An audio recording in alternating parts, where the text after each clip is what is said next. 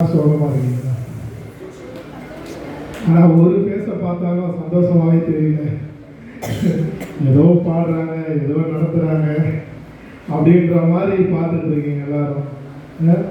சந்தோஷமாக ஒரு அலையிலையா சொல்லுவோமா? அலையிலையா. ஓகே. இன்றைய உங்களுக்கு ஒரு கேள்வி. இன்றைய தினம் சந்தோஷமான நாளா துக்கமான நாளா? சந்தோஷமான நாளா? சந்தோஷமான நாள் என்றவங்க கை கொடுங்க. ஓகே. துக்கமான நாள் என்றவங்க எதுக்குமே ரெண்டு பேருக்குமே கை தூக்காம நிறைய பேர் இருக்கீங்க. துக்கமான நாள்னா கை தூக்குங்க யாருங்க? சரி, ஓகே, கொஞ்சம் பேர் இருக்கீங்க. இன்றைய தினம் தான் ஆண்டவர் உங்களை மன்னித்த நாள். அது சந்தோஷமான நாளா துக்கமான நாள்? இன்றைய தினத்தில் தான் உங்களை ரசித்த நாள். சந்தோஷமான நாளா துக்கமான நாளா? கிறிஸ்துவின் அன்புக்குள்ளாக சேர்த்த நாள் இன்றைய தினம்தான். ஸோ இது வருத்தத்துக்கான நாட்கள் கிடையாது. அவரை சிலுவையில் அறைந்த நினைவுபடுத்துதலின் நாள். அவரை நினைவு கூர்ந்து அவரின் வார்த்தையின்படி நடக்க வேண்டிய நாள். ஸோ இந்த 7 வார்த்தைகளை நீங்கள் கேட்டிருப்பீங்க. முன்னாடி ஒரு 3 வார்த்தைகளை கேட்டிருப்பீங்க. இந்த 7 வார்த்தையும் தனித்தனி வார்த்தையா இல்லை ஒரே வார்த்தையா? ஒரே வார்த்தையா தனித்தனி வார்த்தையா? சரி, ஓகே. இந்த 7 வார்த்தையும் கிறிஸ்து நமக்கு கிறிஸ்துவுக்குள்ளாக எப்படி வாழ வேண்டும் என்று சொல்லுகிற 7 வார்த்தைகள். இதில் ஒரு வார்த்தையை நீங்கள் மிஸ் பண்ணாலும் கிறிஸ்துவுக்குள்ளாக நீங்கள் இல்லைன்ற அர்த்தம். So okay. இப்போ இந்த சிலுவையிலே ஒரு 2 விதமாக இதை பார்க்கலாம். சிலுவையில் கிறிஸ்து பிதாவிடத்தில் பேசுகிறார். ஓகேவா? ஆண்டவரே, நீர் என்னை ஜனங்களை மன்னிக்க சொல்லி நான் மன்னித்தேன். ஓகேவா? முதல், இவர்களை ரட்சிப்பதற்காக என்னை அனுப்பினே நான் ரட்சித்தேன். கிறிஸ்துவின் அன்புக்குள்ளாக என்னை நடத்த சொல்லி நான் நடத்தினேன். ஓகேவா? ஆனாலும் இந்த 4வது வார்த்தையை பார்த்தீங்கன்னா, ஆண்டவருக்கு முன்னாடியே தெரியும் சிலுவையில அவர் அறையப்பட போகிறார் என்று ஏற்கனவே தெரியும். ஆனாலும் இந்த 4வது வார்த்தை மத்தேயு 27:46 வாசிங்க.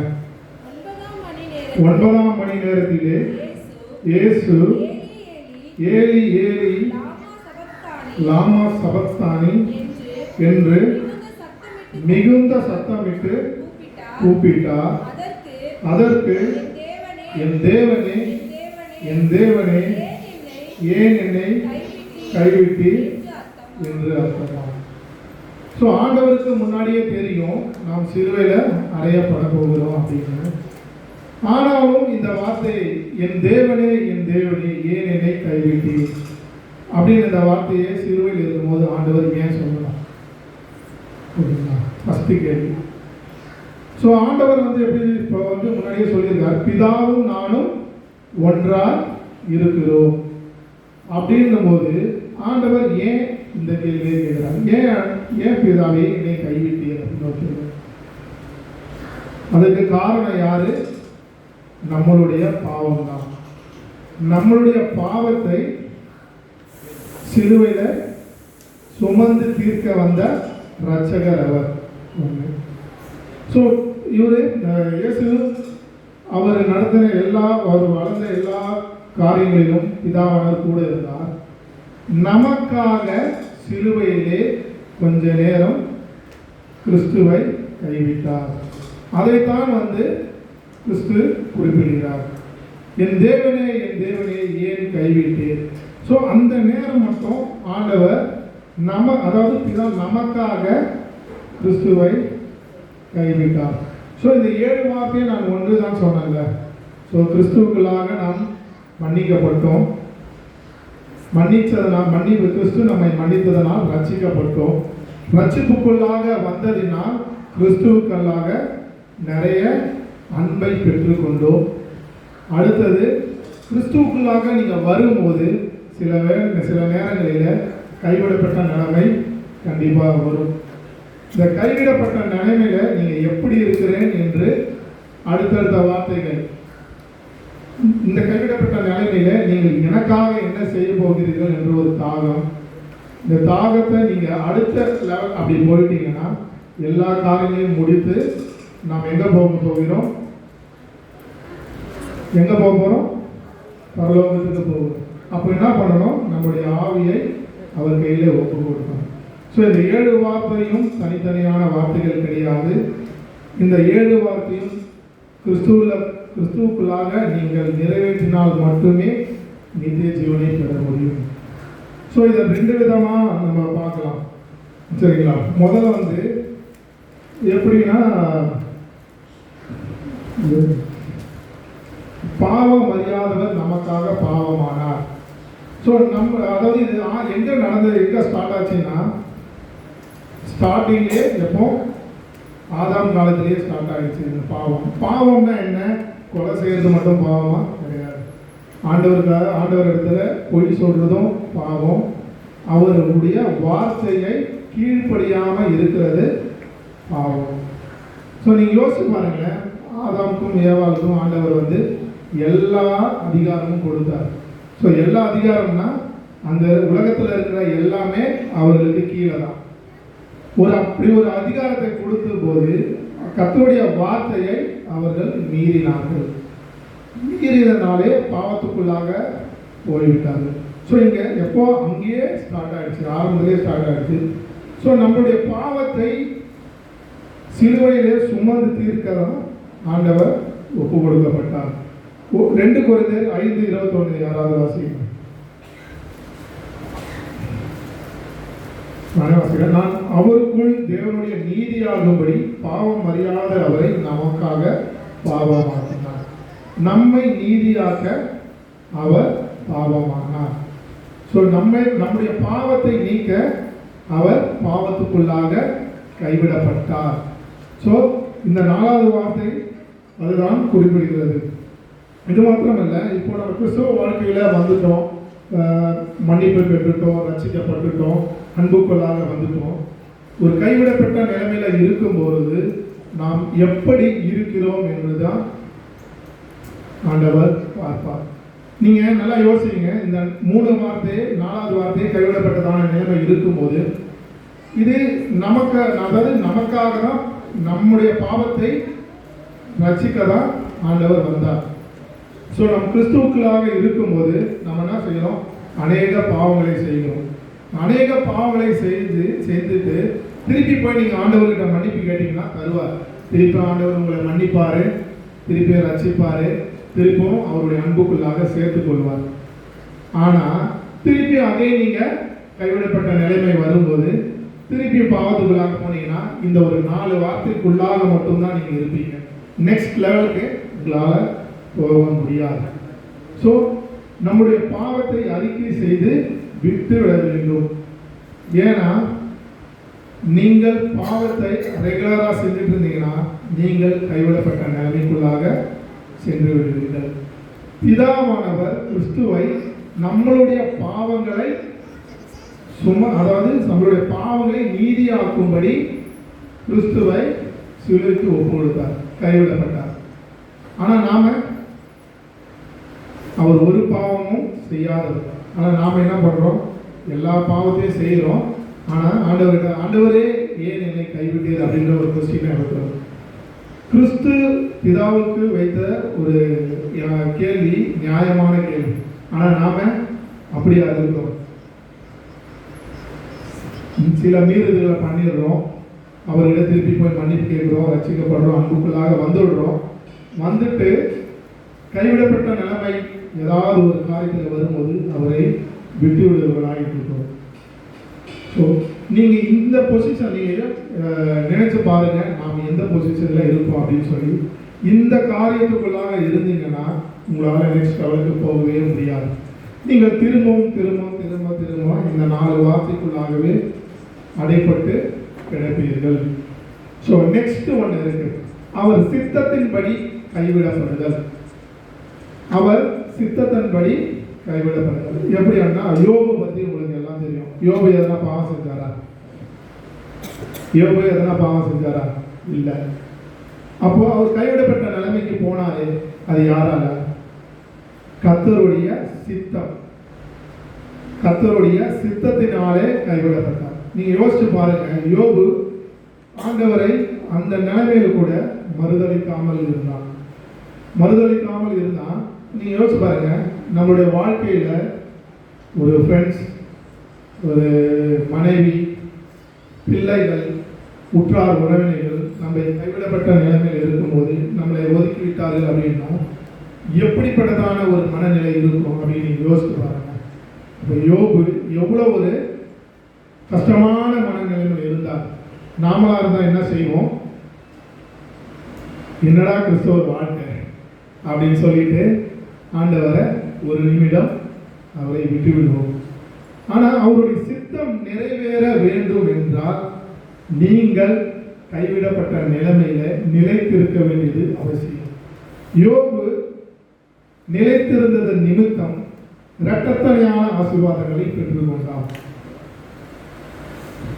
நல்லா பாருங்க, சித்தத்தின்படி கைவிடப்படுறது வேற, நம்முடைய பாவத்தின்படி கைவிடப்படுறது வேற.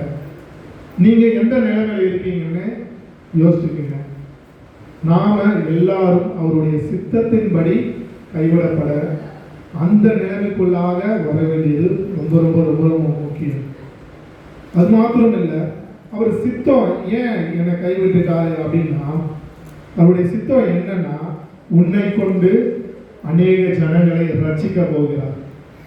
ஏன், எப்படி நான் கைவிடப்பட, நான் ஒரு கஷ்ட நிலைமைக்கு வந்துட்ட பிறகு எப்படி ஆண்டவர் மற்றவர்களை ரட்சிப்பார்? மற்றவர்கள், நீங்கள் கைவிடப்பட்ட நிலைமையில இருந்து வெளியே வரும்போது ஒரு சாட்சி கொடுப்பீங்கள, அந்த சாட்சியின் மூலமாய் அநேகரை ரட்சிக்க இயேசு வல்லவராய் இருக்கிறார். நீங்க நல்லா யோசிச்சு பாருங்க. கிறிஸ்தவர்களாகிய நாம் ஆலயத்தில் வருகிறோம், தினமும் ஜெபிக்கிறோம். ஆனால் நமக்கு ஏதோ ஒரு காரியம் கஷ்டம் வரும்போது சுற்றி இருக்கிறவங்க சொல்லுவாங்க, டெய்லி சர்ச்சைக்கு போனாங்க, டெய்லி ஜபம் பண்றான், ஆனா இன்னமும் இந்த கஷ்டத்துக்குள்ளாகவே இருக்கிறான் அப்படின்னு சொல்லுவாங்க. நீங்க யோசிச்சு பாருங்க, அந்த கஷ்டத்துல இருந்து நீங்க நிலைத்து இருந்து உங்களுடைய ஆசீர்வாதம் நீங்கள் பெற்றுக்கொள்ளும் போது அப்படி சொன்னவர்களுக்கு என்ன தோணும்? எப்படி அவன் இந்த ஆசீர்வாதத்தை பெற்றான்? ரொம்ப கஷ்டத்துல இருந்தானே, டெய்லி ஜபம் பண்ணானே, ஆனாலும் பயங்கர கஷ்டத்துல இருந்தானே, எப்படி இந்த ஆசீர்வாதத்தை பெற்றுக்கொண்டான் அப்படி விசாரிக்க ஆரம்பிப்பாங்க. ஆரம்பிக்க மாட்டாங்க, பார்ப்பாங்க, கண்களால் பார்த்து அதை நினைத்து உங்களிடத்தில் கேட்பார்கள். கேட்கும் போது நீங்க யாரை பத்தி சொல்லுவீங்க? இயேசு எனக்கு விடுதலை சொன்னார். சோ இந்த சித்தத்தின்படி கைவிடப்படுகிறது நல்லதா நல்லது இல்லையா? சித்தத்தின்படி கைவிடப்பட நான் ரெடியா இருக்கிறவங்க அப்படின்லாம் கை தூக்குங்க, அவ்வளவுதானா? சித்தத்தின்படி கைவிடப்பட்ட நிலைமைக்குள்ளாக நாம் செல்வது மிக மிக அவசியம். கிறிஸ்துவும் அதேதான். இந்த சிலுவையிலே கிறிஸ்தவர்களாகிய நாம் எப்படி வாழ வேண்டும், அதிலிருந்து எப்படி வெளியே வர வேண்டும் என்பதை நமக்கு கற்றுக் கொடுக்கிறார். அது மாத்திரமல்ல, புதிய ஏற்பாட்டின் காலத்தில் அப்போஸ்தலனாகிய பவுலை பற்றி நாங்கள் நம்மளுடைய பாஸ்டராக அட்மிஷன் பண்ணும்போது ஒரு காரியம் சொன்னாங்க. பவுலை சிறைப்படுத்திட்டாங்க. சிறைப்பட்டதான ஒரு நிலைமை நீங்க யோசிங்க. கிறிஸ்தவர்களை அடிக்கிறதுக்காக வந்த மனுஷன் ஒரு படையோட வந்திருப்பானா? கண்டிப்பா ஒரு படையோட தான் வந்திருப்பான். சரி, ஓகே, அவர் ரட்சிக்கப்பட்டு விட்டார், மன்னித்து ஆண்டவர் அவரை மன்னித்து ரட்சிப்புக்குள்ளாக கர்த்தருடைய அன்புக்குள்ளாக சேர்த்து வந்துட்டார். கைவிடப்பட்டதான நிலைமை கிறிஸ்துவுக்குள்ளாக வந்துட்டார். அவர் கிறிஸ்துவுக்குள்ளாக வந்த பிறகும் அவருக்காக ஒரு படம் இருந்திருக்குமா? இருந்திருக்காரா? கண்டிப்பா இருந்திருக்கும். ஸோ அப்படிப்பட்டதான நிலைமையில அவரை கைது செய்யறாங்க. ஆனாலும் அவர் ஒரு அமைதியாகவே இருக்கிறாரு. எல்லாரும் கைவிட்டுட்டாங்க. அவரு ராஜா முன்னாடி நின்று கேட்கும் போதும் அவரு கிறிஸ்துவை மறுதளிக்காமல் சொல்றாரு, நான் தான் கைவிட்டாரு, உன்னை நான் சிறைப்பிடிக்கலாம் அப்படின்னு சொல்றாரு. நீ நல்லா யோசிச்சுக்கீங்க, கைவிடப்பட்டதான நிலைமையில நாம் இருக்கும்போது அமைதியாக இருக்க வேண்டியது ரொம்ப ரொம்ப ரொம்ப அவசியம். அப்போஸ்தலனாகிய பவுல் அமைதியா அவர்கள் எங்கெல்லாம் கூட்டி போனார்களோ அங்கெல்லாம் கூட போனார்.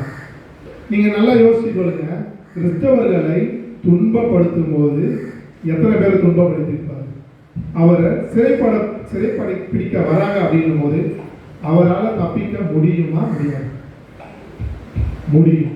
ஆனால் கிறிஸ்துவுக்களாக பாடு அனுபவிக்கிறதுக்காக அவர் தன்னைத்தானே ஒப்பு கொடுத்தார். ஓகே, இப்போ ஒரு கிராமத்துக்கு போறாங்க.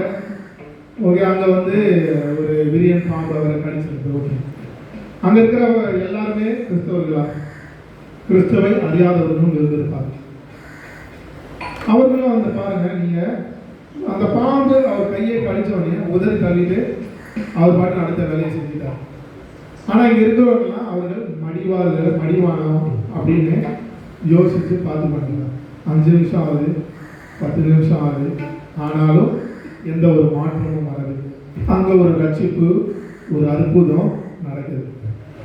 எப்படி இந்த மனுஷன் இன்னும் சாகாம இருக்கிறான்ற ஒரு கேள்வி எல்லார் மனதிலும் வந்திருக்குமா? வந்திருக்காங்க, கண்டிப்பா வந்திருக்கும். நீங்க அடுத்த காரியங்களை பார்க்கும்போது வியாதிஸ்தர்களை சுகமாக்குறாராம். சிறைப்பட்ட நிலைமையிலும் ஒரு அற்புதத்தை ஆண்டவரால செய்ய முடியும். ஸோ அப்படிப்பட்டதான நிலைமையில நீங்க வரும்போது, ஒரு கைவிடப்பட்ட நிலைமை வரும்போது, நீங்க கிறிஸ்துவை நினைத்து கிறிஸ்துவின் சிலுவையை நீங்க நினைக்க வேண்டியது அவசியமாய் இருக்கிறது.